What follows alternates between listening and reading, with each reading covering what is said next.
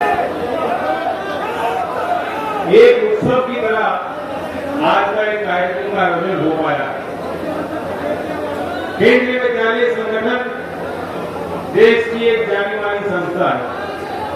122 केंद्रीय विद्यालय के स्कूल उत्तर प्रदेश में है।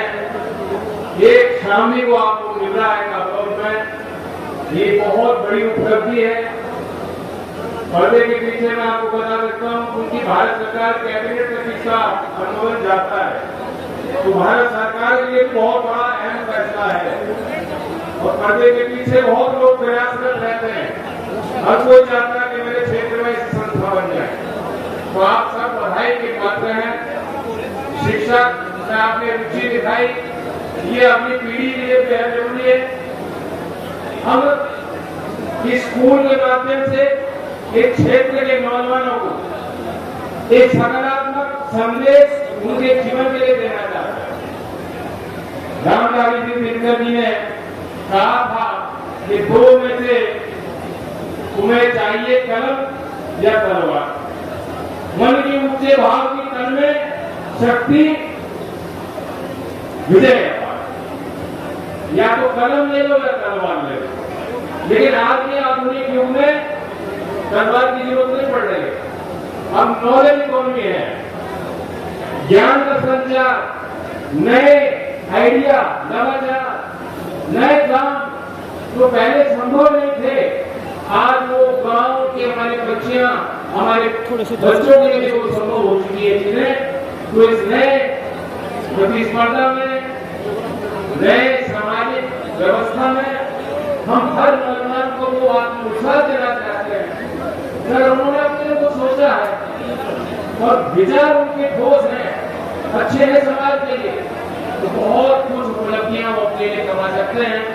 उनको गाड़ी कमाई करनी होगी, मेहनत करनी होगी, चुनौतियों का सामना करना होगा, कुर्बानियों के लिए अपने आप को जानना होगा, तैयार करना। मैं जो दायित्व आपने मुझे दिया, भारत सरकार जो जिम्मेदारी मुझ पे है, उसका सीधा संबंध ताल्लुक देश के नौजवान युवा शक्ति से है। और मैं बताना चाहता हूँ कि खास तौर से कौशल विकास कितना महत्वपूर्ण विषय है। कभी ने इस विषय को संज्ञान में लिया। प्रधानमंत्री जी जहां भी आते हैं वो इसमें बल देते हैं कि कौशल विकास अधिक महत्वपूर्ण है और देश की युवा शक्ति को उसको पहचानना।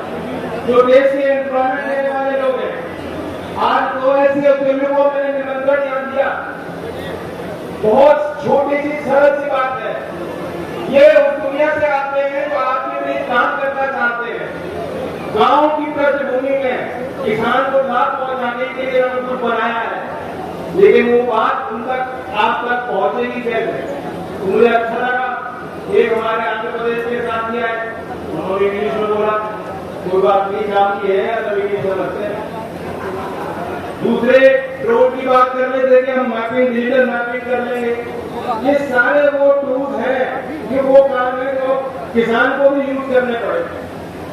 तकनीकीकरण का प्रभाव हर क्षेत्र में है और बहुत देसी खेती करने वाले लोग भी अब समझ रहे हैं, जान रहे हैं कि बहुत कुछ उनके पास ऐसे औजार और तरीके उपलब्ध हैं, बस उन्हें समझने की देर।